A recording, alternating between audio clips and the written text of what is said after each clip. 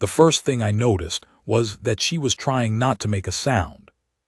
That's what stopped me. Not the blood, there was a lot of it, dark against the pale ash silver of her skin, running from somewhere below her knee and pooling in the dust of the collapsed transit shelter. Not the fact that she was clearly not supposed to be here. A Sarakmeen national alone in a bombed-out compact way station shelter on a border moon that had been a contested military zone for 11 months.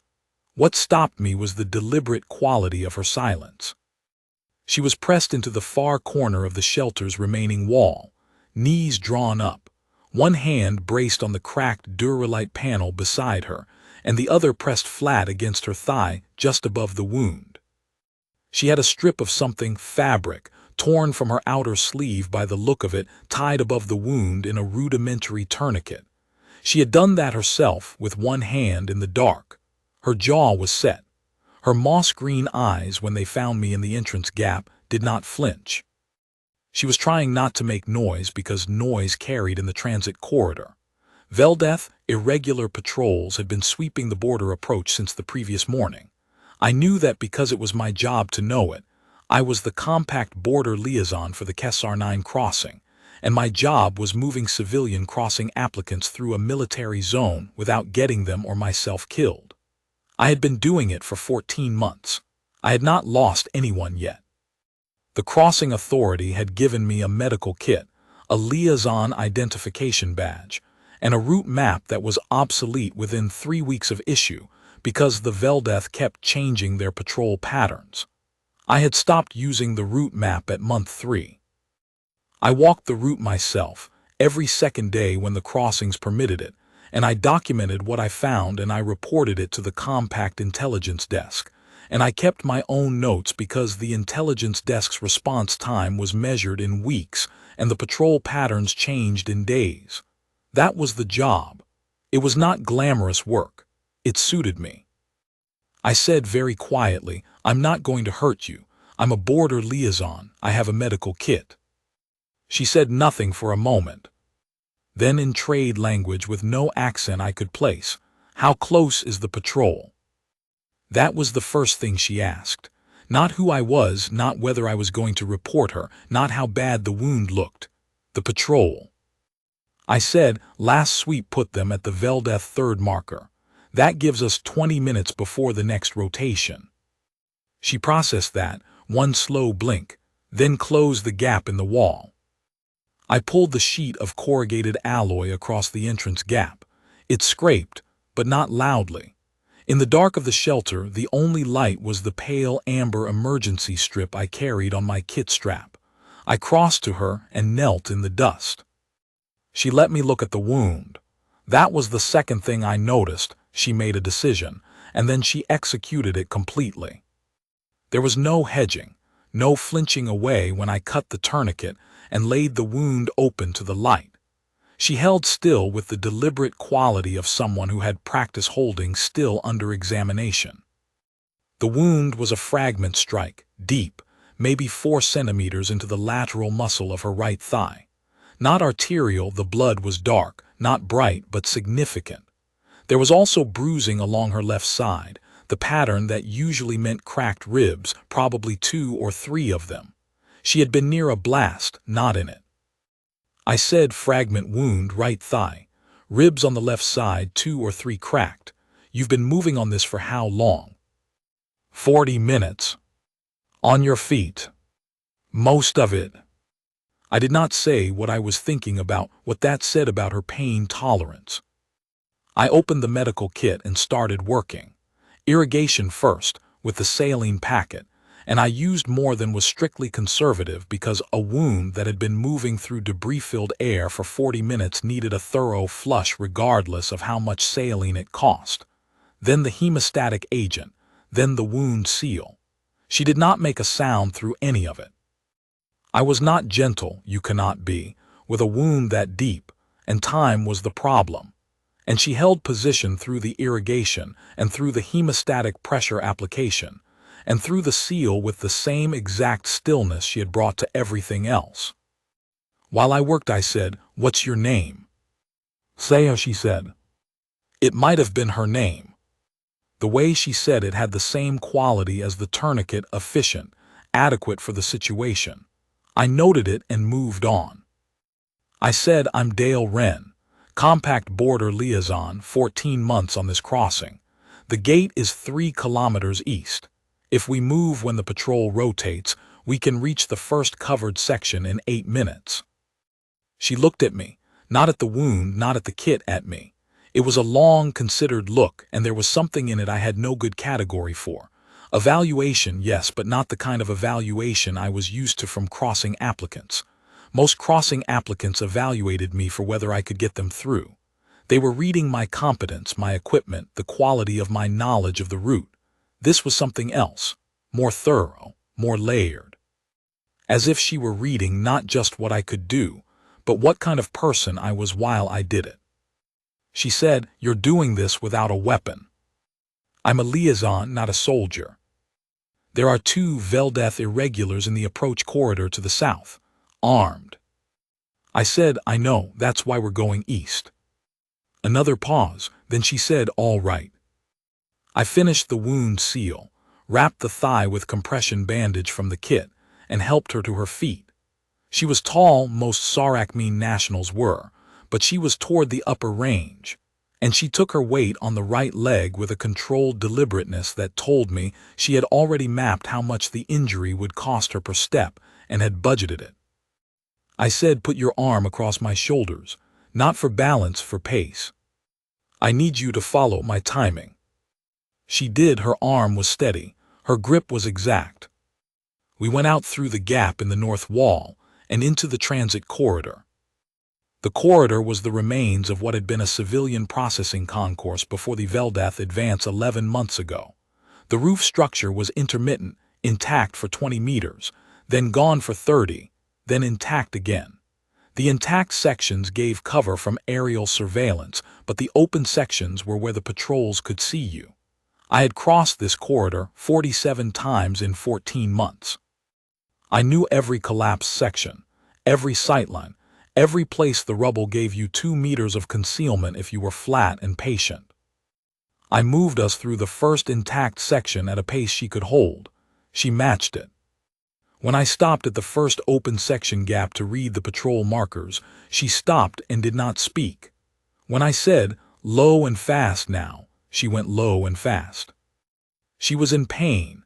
I could feel it in the tension of her arm across my shoulders, the way her breathing changed on the open ground, the small involuntary adjustment she made at the 2/3 mark of the open section when the right leg landed wrong on uneven rubble and the fragment wound protested. She corrected within a single step. She did not slow us down. On the other side of the first open section, I put us against the wall of a standing section and held there for 90 seconds. Patrol rotation window. Somewhere to the south, there was the sound of boots on loose gravel, moving away. She said very quietly, "You do this alone." Usually there are 1 or 2 crossing applicants with me. Tonight I was returning from a documentation run. The way station bombing changed the route. They bombed the civilian way station. They've been working down the crossing infrastructure for 6 weeks. It's a pressure tactic. If there's no infrastructure, the crossing authority has to negotiate access, which gives them leverage on the broader settlement discussions. She absorbed that, the political logic of it, the way it fit into a larger picture. I watched her absorb it and thought that she was not hearing this as news. She was hearing it as confirmation. She said, "How many people have you gotten across?" I said, 112. She turned her head slightly, not quite looking at me. "In 14 months. In 14 months. She did not say anything else about it. We moved. The second section of the corridor was where the tunnel ran. It had been a covered transit tunnel, 200 meters long, connecting the concourse ruins to the second open approach before the gate.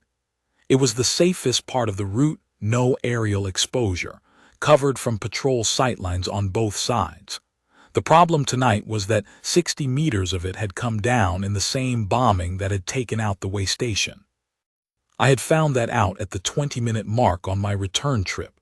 standing in the dark looking at 4 meters of collapsed ceiling and trying to decide what to do about it. I had decided to go around. The around route added 400 meters and took us through 200 meters of open ground with a Veldeth marker position 250 to the north. It was not a good option. It was the only option. I said to her, "The tunnel is down in the middle section. We have to go around. There's a marker position to the north. We'll be in their visual range for approximately 4 minutes on the open ground." She said, "What's the timing?" "The marker rotates every 22 minutes. We're at 11 minutes since last rotation." She worked that out. 11 minutes to cross 400 meters of open ground. In the dark, patrols rely on thermal and motion. We stay low, we move on the shadow line of the rubble field. 4 minutes in their range out of the full crossing, not 400 meters uniformly exposed. She said, "Show me the shadow line." I showed her. I traced it from where we stood, the angle of the remaining wall sections, the rubble field that ran perpendicular to the marker position, the gap between the 2 rubble clusters at the 200-meter mark where there was no cover at all for 12 steps. She followed it with her eyes the way I would, not looking at where she was going to walk, but at the shape of the terrain, the geometry of cover, the relationship between the marker's sightline and the rubble field's angle. She said, "There's a gap at the 200-meter mark, between the 2 rubble sections. 12 steps, 6 seconds, we don't stop." She said, "The shadow line on the near side of the gap runs all the way to the first rubble cluster without breaking." "Yes, 40 meters, we cover them in the shadow." "And on the far side of the gap, how far before we're back in shadow?" 8 steps from the gap. The far rubble cluster begins at step 20 and gives full cover." She ran the arithmetic. 12 steps exposed, 8 steps partial, then full cover. Total of 20 steps. At our pace under 12 seconds, she said, "All right." We went. I have done that crossing in daylight when it was a training exercise and it was unremarkable. In the dark, with a patrol position 250 to the north, and a woman with a fragment wound and cracked ribs keeping pace beside me, it was the kind of thing that uses up time in small pieces. You are not thinking about the future. You are thinking about the next step, the shadow line, the angle of the rubble, whether the sound you heard was boot leather on loose gravel or wind moving through the gap in the collapsed tunnel section 50 meters behind you. At the 40-meter mark, I slowed us fractionally, reading the marker position's light pattern. The marker itself was not a person. It was an automated surveillance unit, motion and thermal sensitive, with a rotating scan arc. The scan arc was the 22-minute rotation I had described. What I had not described, because it was a thing I knew from 47 crossings and was not something that could be described briefly, was the way the arc's edge behaved when it was near the end of a rotation, a slight, predictable extension on the return sweep, 2 to 3 degrees more than the nominal arc. I had documented it. I had reported it.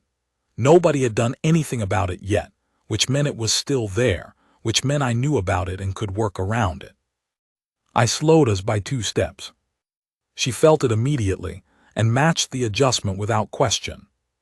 The arc passed. We moved through the gap. 12 steps. She was exactly where she needed to be on every one of them. We came out of the open ground and into the shadow of the last standing section before the gate approach, and I held us there and counted the seconds until I was certain we had not been marked. She was breathing carefully, managing the ribs, her jaw set in the same steady line it had been in since I found her.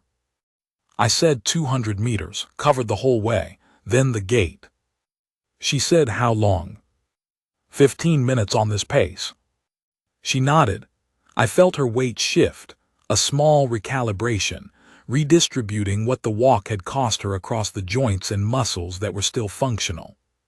She said, "You're good at this." I said, "I've had time to practice." She said, "That's not what I mean." I didn't ask what she meant. We moved. The last covered section was the most intact part of the surviving corridor structure. The ceiling was low, the walls closed, and it smelled of burned wiring and old dust, and the particular mineral smell of Kesar-9 soil, which was high in iron compounds and left a faint reddish tinge on anything that touched the ground long enough. I had a small thermal blanket in the kit, and I wrapped it around her shoulders as we walked because her skin temperature had been dropping since the wound packing. The body's standard response to blood loss, and the last thing I needed was shock setting in on the final stretch. She said thank you.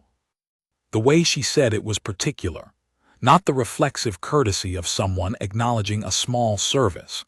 Something more considered, as if she had been holding the words and was choosing to place them now rather than earlier, when they had been warranted, but when saying them would have cost something she couldn't afford to spend. I glanced at her and her eyes were straight ahead, tracking the corridor, and her jaw had lost some of its set quality. Not relaxed. She was not the kind of person who relaxed in the middle of an unsecured corridor, but something had eased very slightly around the eyes. I said, "Don't thank me yet, we're not through." She said quietly, "No, I mean the other thing." I thought about that for a few steps. The covered section ran straight here, no turn for another 60 meters, and the ambient light from the kit strip was enough to show me the condition of the ceiling, solid.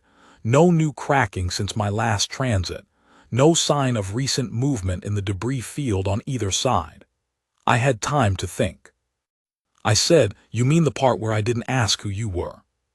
She said nothing, which was an answer. I said, "Your name and your business are your own. My job is to get you to the crossing." She walked for a moment without speaking. The sound of our footsteps was absorbed by the low ceiling and the close walls, a muffled quality that I had come to associate with this section. The sound of being inside something solid, which was a sound I had learned to find reassuring. She said, "You could have left me in the shelter." I said no. Just that, she understood what I meant by it, I think, because she didn't press it. We walked. At the 100-meter mark, I checked my kit. I had one more compression wrap, a second saline pack, and the wound had held no seepage through the outer bandage that I could feel through the compression layer. Her gait had degraded over the last 40 minutes, the compensation pattern shifting as the muscle fatigue built on top of the injury. The right thigh was doing less work, the left hip compensating, and the cracked ribs on the left side were making that compensation expensive. She was managing it, but the gait was going to be a near thing. I said, "Tell me if you need to stop." She said, "I won't need to stop." I believed her. That was the thing. By that point I believed her about most things. She had been exactly where she said she would be, at the pace she had set, managing the information she had about her own condition without inflating or diminishing it. She had read the shadow line the way an experienced person reads terrain. She had asked the right questions about the marker arc and not a single unnecessary one. There is a specific kind of person who tells you the truth about what they can and cannot do in a difficult situation, and she was that kind of person. At the 70-meter mark, she said, "There's a patrol marker you haven't mentioned." I said, 60 meters north of the gate. "It's been inactive for 3 weeks, battery failure on the monitoring array. It looks live on their system, but it doesn't transmit." "How do you know?" "Because I documented it and reported it to Compact Intelligence, and nobody has done anything about it yet, which tells me Veldeth hasn't either. If they'd noticed it was down, they'd have repaired it or replaced it. If Compact Intelligence had flagged it, they'd have told me. Neither has happened, so it's still down." She processed that. "You reported an advantage to the crossing authority." "I reported a security gap to Compact Intelligence." She was quiet for a moment. Then, "You could have kept it as a root advantage and said nothing." I said, "I'm a border liaison. I document things and report them. If I start deciding which things I report based on personal advantage, I'm not doing the job anymore. And then the next person who needs this route doesn't have a liaison who knows the full picture. They have a liaison who has started making editorial decisions about what the full picture contains. She turned her head and looked at me again. That same long, considered look. In the low amber light of the kit strip I could see the moss green of her eyes, the amber ring at the iris, and the way the look sat, the same practiced, thorough quality it had had in the shelter, but warmer now, or perhaps it was the light, or perhaps it was something else. She said, "Who taught you to do this work?" I said, "I spent 8 years as a field medic on the border rotation before they needed liaisons more than medics. The medical training transfers more than you'd expect. Most of what you need in this work is the ability to read a situation accurately and make a decision without waiting for permission." She said, "And you find most people can't do that." It wasn't a question. I said, "Most people are waiting to be told what the situation is. I go and look." She said very quietly, "Yes." I didn't ask what she meant by that either. At the 40-meter mark, the covered section ended, and the gate approach began. 30 meters of open transitional ground between the covered corridor and the compact gate structure. It was the most exposed stretch of the entire route. No rubble cover, minimal terrain irregularity, lit on the gate side by the compact security lighting, which meant anyone looking from the north marker position, inactive or not, would have a clear sight line. I had moved 112 people across this ground. I did not enjoy it. You went fast, you went direct, and you did not stop for anything, because stopping in the open approach was the thing that got people marked, and being marked in the open approach with the gate not yet open was the version of events I had spent 14 months working to avoid. I said, "The approach is open, 30 meters to the gate. We go straight and we don't stop for anything." She said, "I understand." I said, "The gate team will have questions. Let me handle the introduction. I'll get you to the medical station first." She said, "Dale." First time she had used my name, I looked at her. She said, "Before we go through." I said, "We go through first, everything else after." She held my eyes for a moment.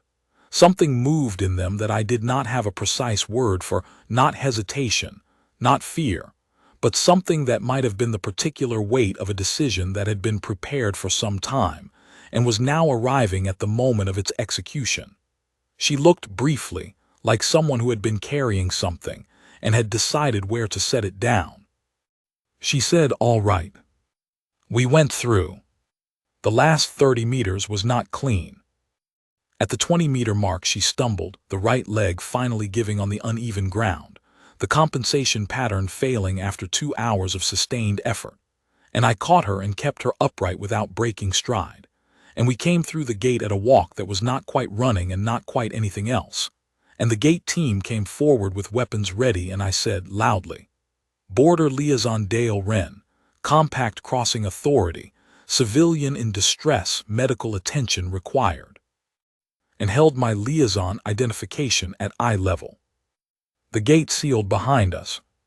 The sound it made was the same every time, a deep hydraulic clunk, the final sound of the crossing route closing, the sound that meant the route was behind us and the station was ahead, and the work of this particular crossing was complete. I had heard it 113 times now.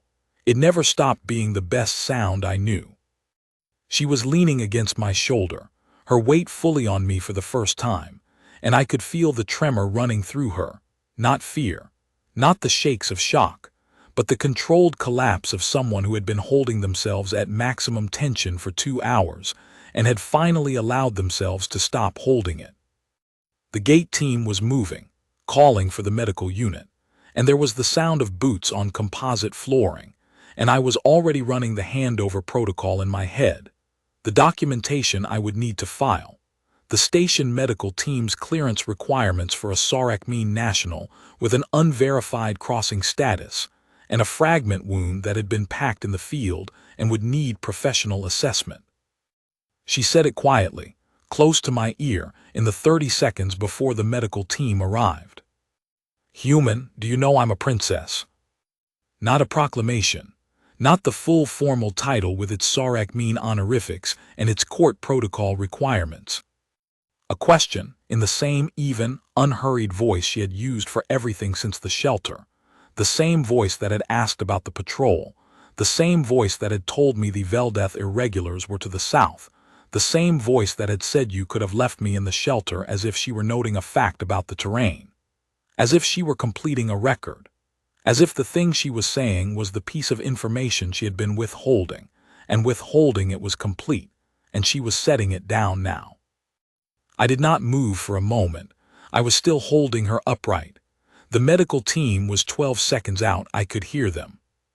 I turned my head very slightly until I could see her face, which was close to mine, and her eyes, which were directly on me, steady and moss green in the gate's security lighting. I said I didn't know. She said, I know you didn't. I said, would it have changed anything? She was quiet for one heartbeat, one long, considered, entire heartbeat. Then she said, that is why I'm telling you now. The medical team arrived. I made the handover. I gave them the wound parameters, the time elapsed since packing, the compression protocol, the rib count, the probable degree of blood loss based on her presentation on arrival, skin temperature, gait degradation timeline, the specific pallor of blood loss versus the pallor of cold, which were different and which I had learned to distinguish 8 years ago on the border rotation. I did not give them her name. That was hers to give or not give. I stood in the gate processing area and completed the documentation on my liaison pad while the medical team worked. My hands were steady, they always were, in the aftermath. The documentation required full attention because documentation is how you make sure 112 crossings stays 112 crossings, how you make sure the gaps in the patrol pattern stay known, how you make sure the inactive monitor at 60 meters north gets re-reported until someone does something about it. It took 40 minutes. When I looked up, she was in the medical bay doorway, upright, a fresh compression wrap on the thigh and the ribs bound, wearing a medical station gown over her torn outer clothing. A compact station officer I did not know was standing 2 meters behind her with the expression of someone who had just had a very significant conversation that had rearranged several things he had previously taken for granted. 3 meters behind the officer, 2 Sarakmin honor guard personnel in civilian clothing that was not doing very much to disguise the honor guard training stood at parade rest and looked at nothing in particular with the focused intensity of people who have been frightened and are not allowed to show it. She had been carrying her own escort. They had come in by another route, or they had been waiting on the compact side for her arrival. I understood then the shape of what had happened. The bombing had separated her from them, or she had separated herself from them deliberately to reduce the risk of the whole group being marked, which would have been the tactically correct decision, the thing a person who thought in terms of terrain and risk and the geometry of cover would do. She looked at me across the processing area. I put down the liaison pad. I crossed to her, because it seemed like the right thing to do, and stood 2 meters away. The distance that did not presume anything. The distance a border liaison maintains with a civilian in his care when the crossing is complete and the formal relationship is concluded. She said, they want to know your full name and service record. I said, they have it. I filed the documentation. She said, they want to thank you. I said, it's the job. She looked at me with the long, considered look, the one I had seen 3 times now in the shelter, in the corridor, at the 40-meter mark, and this time there was something in it that had not been there before. The previous 3 times it had been evaluation, thorough and practiced, a person taking a measurement. This time the measurement was done. This time what I was looking at was the thing that comes after the measurement, when the result is in, and the calculation is complete, and you have arrived at a conclusion you are prepared to trust. She said, you didn't ask who I was. I said, you didn't tell me. She said, I couldn't. If the Veldeth patrols had taken us, A liaison and an unknown civilian is one problem. A liaison and a Sarakmeen princess is a target classification that has different consequences for both of us. I said, I understand. She said, you understood then, in the shelter. I said I knew something, not what exactly. But I knew you were not who you were saying you were. Something shifted in her face, the controlled quality, the set jaw, the careful management of expression that had been present since the shelter. It did not disappear. It changed. Opened slightly, the way a door opens that has been closed for a long time, not swinging wide, not dramatic, but allowing light through the gap. She said, and you helped me anyway. I said, of course. She was quiet for a moment. Then she said, in the same even voice she had used for everything since the shelter, I have been moving through that crossing for 2 hours thinking about what to tell you. I had 4 different versions of this conversation.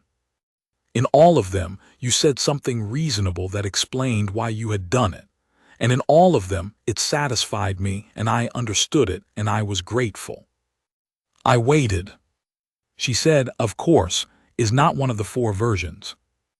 I said, I can give you one of the 4 versions if it would help.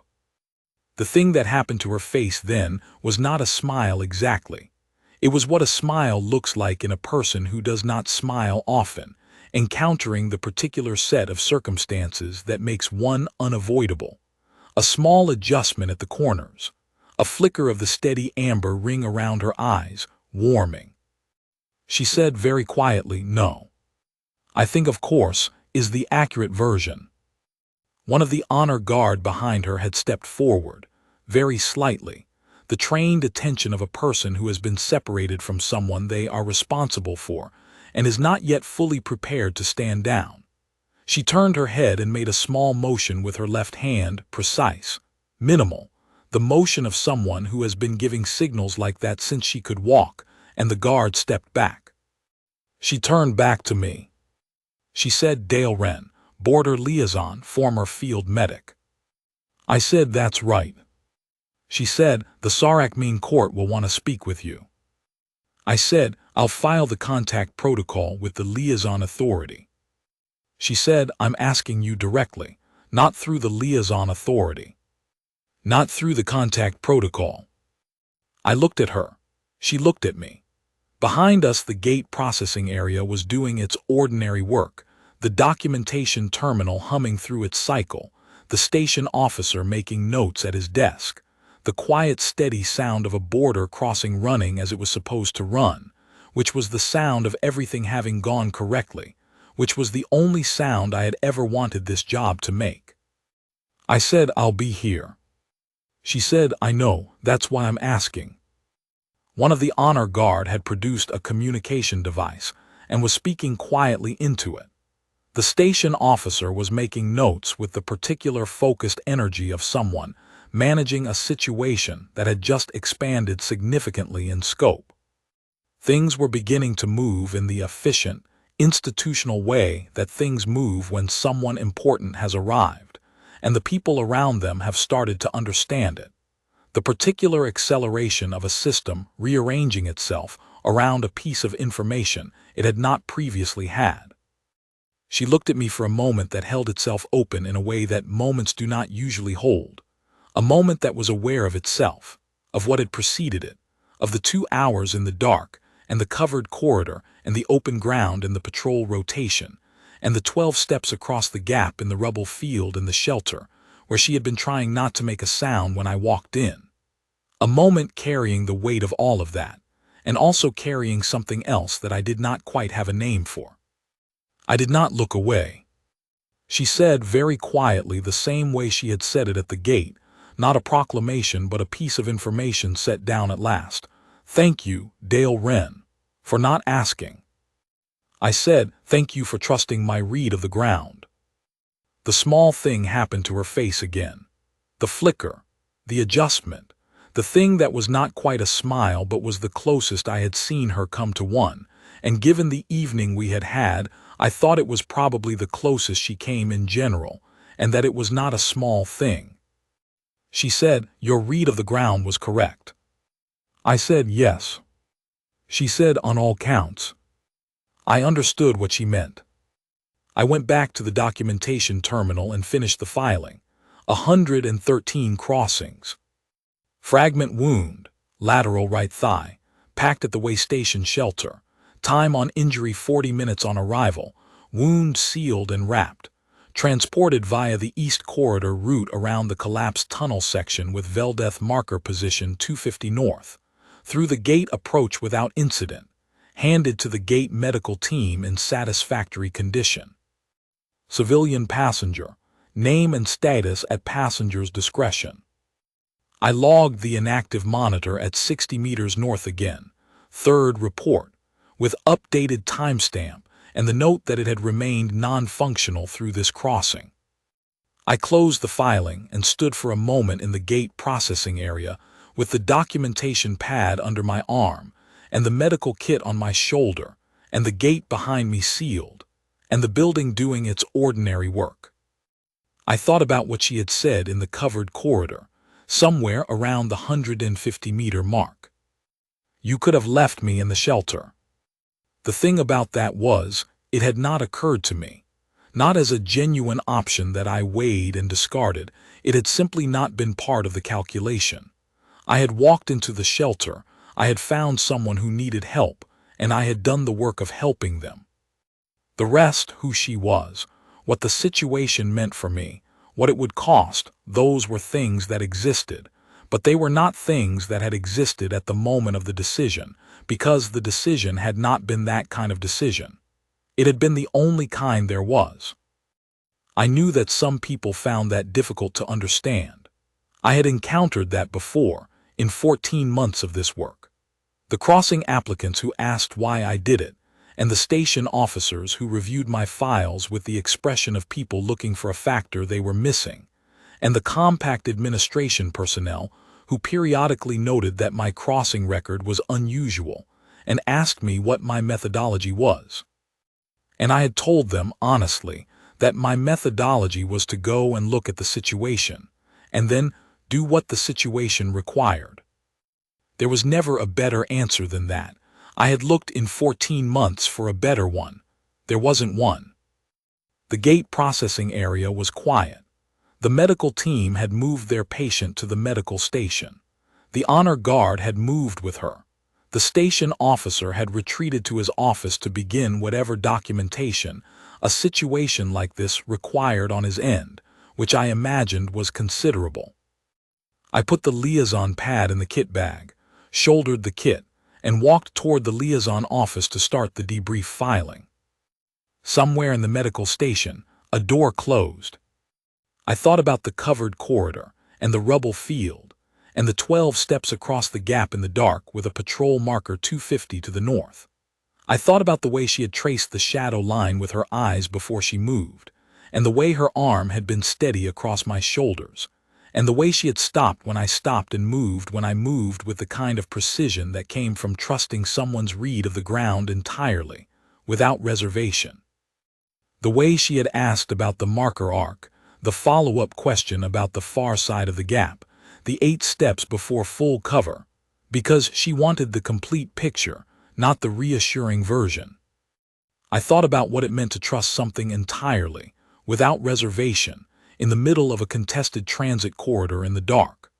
I thought about the quality of that trust, and what it said about the person who extended it, and whether it was the kind of thing that could be calculated or whether it was simply the thing that happened when you had established, step by step, through 47 crossings of accurate ground reading, that your read was reliable.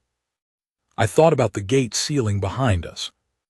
I sat down at the liaison office desk and opened the debrief file and began to type. Outside, the border moon sky was doing the thing it did just before dawn, a thin pale line at the eastern edge of the transit corridor, not light exactly, but the beginning of the absence of darkness. By the time I finished the debrief, it would be full morning. The crossing authority would open for the day's applicants. I would go out and begin the first movement of the next crossing, the next person who needed to reach the other side of a military zone by a route that existed, because I had walked it 47 times and documented it, and reported the inactive monitor at 60 meters north 3 times, and would report it a 4th time today. That was the job. It was not glamorous work. It suited me. At some point, I did not know when exactly, I became aware that someone had come into the liaison office behind me. I did not turn around because I was mid-sentence, and the debrief required the sentence to be completed accurately before the details receded. I completed the sentence. I turned around. She was in the doorway of the liaison office, upright, the compression wrap visible below the hem of the medical gown, and over the medical gown someone had found her a compact auxiliary jacket, dark gray, too large across the shoulders, and she was wearing it with the same unself-conscious ease with which she wore everything, as if what she was wearing was a matter of function rather than appearance. Her hair was no longer matted with debris. The moss-green eyes were steady. Behind her, at a distance that had relaxed from the rigid parade dress tension of the gate processing area, one honor guard stood in the corridor with the posture of someone who has accepted that their principal is going to do what she is going to do, and the job is to be present for it rather than to intercede. She said, "I told them I needed to speak with the liaison." I said, "Is the medical clearance complete?" She said, "It is sufficient for this." I said, "You should be resting." She said, "I know, I will." A pause that had the quality of someone setting aside one thing in order to say another. "I wanted to tell you something before the formal process starts, before I become who I am again in the full official sense. Before there are protocols and contact forms and liaison authority procedures and court communications." I waited. She said, "In the Sarakmeen court there is a saying. It doesn't translate well into trade language. The closest version is, the person who reads the ground correctly and moves on it without calculation is worth more than the person who knows every map." She paused. I heard it as a child and I thought it was a general principle, a useful idea for navigating decisions. I said, "And now?" She said, "Now I know what it looks like in practice." I looked at her, she looked at me. Across the small, ordinary, functional liaison office with its documentation terminals, and its filing cabinets, and its single window that faced the transit corridor, where the sky was just beginning to consider the possibility of morning. She said, "I am Valith, the second daughter of the Sarakmeen Sovereign Assembly. I am here on a diplomatic approach that the Veldeth made more complicated than anyone intended, and I will be, in approximately 4 hours, formally presenting my credentials to the Compact Station Authority with the full weight of what that entails." She paused. "Before that happens, I wanted you to know that what you did tonight was not lost on me. Not the medical work, not the route through the crossing, not the 12 steps across the gap with the patrol at 250 North, and not the way you slowed us by 2 steps at the 40-meter mark because of something in the marker arc sweep pattern that I did not see and you did not explain because there was no time." She held my eyes. "What you did was treat me as a person who needed help and then help them, without calculation, without knowing who I was, without asking what it would mean for you." I said, "I knew you were someone who could handle difficult information and make good decisions with it." She said, "Yes." I said, "That seemed like enough." She was quiet for a moment. The amber ring around her irises was steady in the liaison office's overhead light, not the amber emergency strip of the crossing route but the white gold of a functional working space. And in this light, her ash-silver skin had a quality I had not noticed in the corridor, not a color exactly, but a quality of light, as if the surface held it differently from human skin, retained it slightly, the way certain metals do. She said quietly, "It was enough. It was more than enough." A pause. "I have met many people in my position who believe that the appropriate response to someone treating them with plain human dignity is gratitude at the management of a rare and distinguished thing, as if dignity were rare." She said it without bitterness, simply as an observation. "You did not manage a rare thing tonight. You did what the situation required. I want you to know that I understood that." I said, "You understood it before I did anything." That was what the look in the shelter was. She did not deny it. "I was checking whether you were what you appeared to be." I said, "And?" She said, "You were. That is also not common." I thought about that. Then I said, "What will you tell the Compact Station Authority?" She said, "What happened? The bombing, the separation from my escort, the crossing, your name and your record." A slight pause. "I will also tell them that the inactive monitor at 60 meters north needs to be attended to before it becomes a liability, and that the third report in their intelligence file on the subject should have been sufficient prompt for action." I said, "You read my documentation." She said, "I read your documentation when the medical team finished. The station officer has a tablet." The small adjustment happened at the corners of her eyes again. 4 reports is 3 too many. I said, "I agree." She held my eyes for one more moment. Then she said, "Dale Wren, I will be in this station for 3 days pending the formal credential presentation. I would like to speak with you again." Not in the liaison's official capacity. I said, "I'll be here." She said, "I know." She turned and walked back into the corridor, the honor guard falling in at the appropriate distance, and the sound of her footsteps faded toward the medical station. Even footsteps, the right leg carrying less weight but not dramatically so, the compensation pattern already adjusting, already finding the most efficient distribution of the load. I turned back to the debrief terminal. The cursor was waiting in the middle of a sentence. I finished it. Outside the liaison office window, the transit corridor was lightening.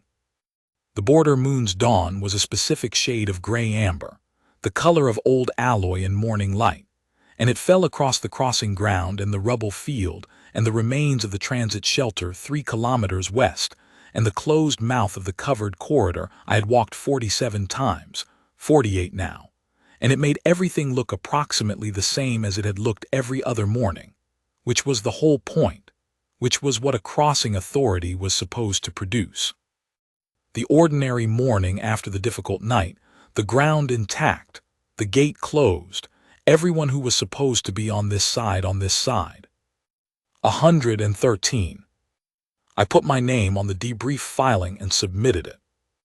Then I opened a new document and began the 4th report on the inactive Veldath monitor at 60 meters north of the gate, with updated timestamp, route description, and a note that it had remained non-functional through the most recent crossing, and that the diplomatic significance of the most recent crossing's passenger should be sufficient prompt for action at the earliest available opportunity. I did not specify who the passenger was. That was not my information to specify. I submitted the report.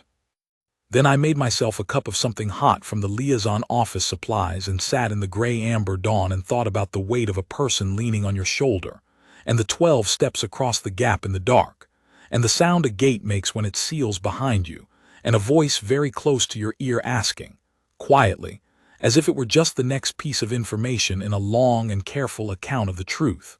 "Human, do you know I'm a princess?" And I thought about what she had really been asking, the thing underneath the question that the question was carrying.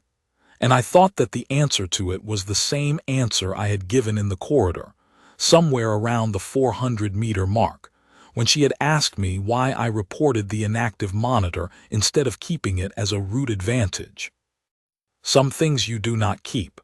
Some things you document and report, and then you do them again tomorrow. I thought about reading the ground correctly and moving on it without calculation.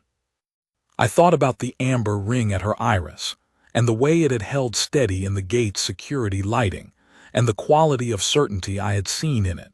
Not the certainty of someone who had been told something, but the certainty of someone who had looked and seen accurately and trusted what they saw.